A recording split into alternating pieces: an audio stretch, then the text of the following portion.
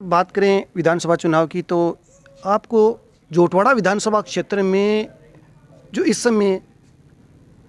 उपयुक्त जो प्रत्याशी कौन लग रहा है कि उसको वास्तव में जीताना चाहिए, उसको मत मिलना चाहिए, वो जनता की आवाज़ विधानसभा में उठाए या जनता का दुख दर्द समझे, जनता ने जो उम्मीदें आशाएं कर रखी उस पर वो खरा उतरे। आपको कोई लगता है जोटवाड़ा विधानसभा क्षेत्र में ऐसा कोई प्रत्याशी इस समय? जी बिल्कुल सर, ऐसा व्यक्ति और ऐसा चेहरा इस जोटवाड़ा विधानसभा क्षेत्र के मेरे हिसाब से लगभग 80 से 90% जनता के सामने बिल्कुल क्लियर है कि अगर इस व्यक्ति को पार्टी से टिकट मिलता है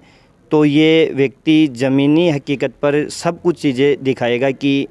मैं कुछ कर सकता हूँ। और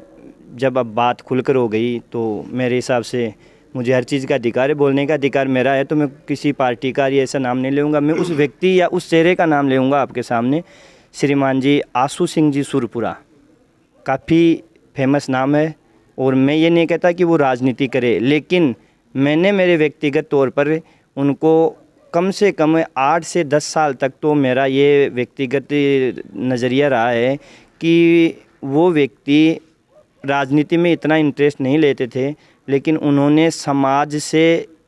जुड़कर इतने अच्छे काम किए हैं। अगर आप कोरोना काल की बात लेके चलो ना, तो बड़े बड़े राजनेता अपने महलों में सो गए थे सर, लेकिन श्रीमान आशू सिंह जी सुरपुरा की पूरी टीम कोरोना काल के अंदर जिन व्यक्तियों के पास खाने की दिक्कत हो रही थी, जो आवारा पशु थे, जिनको कुछ भी खाने को लिए नहीं मिल रहा था, उनकी पूरी टीम स्वयं आशू सिंह जी सुरपुरा पूरे कोरोना काल के अंदर मैदान में डटे रहे थे। और मैं खुद भी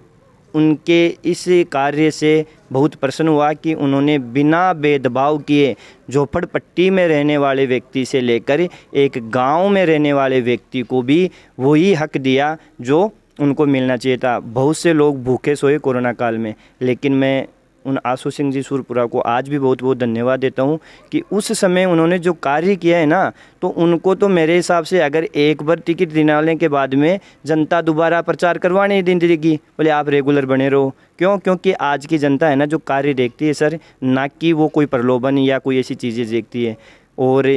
मैंने उनकी बहुत सी सभाएँ देखी है, मैं उनसे काफ़ी इम्प्रेस भी हुआ हूँ। उन्होंने एक चीज़ बहुत अच्छी कही है सर कि मेरे पास है ना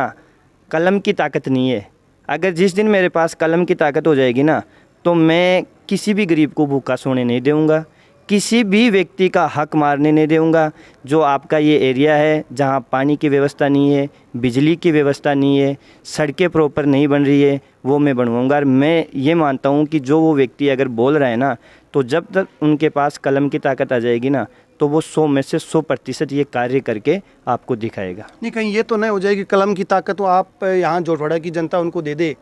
और कलम की ताकत उनके हाथ में आने के बाद वो जनता को भूल जाए? पहली चीज़ तो मैं आपको ये चीज़ बताना चाहता हूँ कि मैं आशू सिंह जी से व्यक्तिगत तौर पर ज़्यादा मिला हुआ नहीं हूँ, और देखा जाए तो वो मुझे भी आम जनता की तरह जानते हैं कि ये कोई व्यक्ति जो है जनता में वैसे ही है, मैं कोई उनका कार्यकर्ता नहीं हूँ। अगर कहीं जनता को या प्रदेश के लोगों को ये लगे कि आशू सिंह जी सुरपुरा का कोई प्रचारक है, वो प्रचार कर रहा है, मैंने ऐसी चीज़ें से दूर किया है अपने आप को। केवल मैं जो व्यक्ति दिखा है ना इस समय, अगर कोई दिखा है तो वो एक ही व्यक्ति दिखा है। और अगर ये बता रहे हो ना कि कलम की ताकत मिलने के बाद में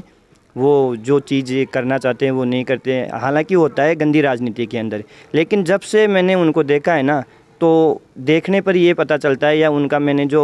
मूल्यांकन किया है उससे मुझे कन्फर्म है कि वो आदमी कलम की ताकत आने के बाद में उसका दुरुपयोग तो नहीं करेगा। Okay sir.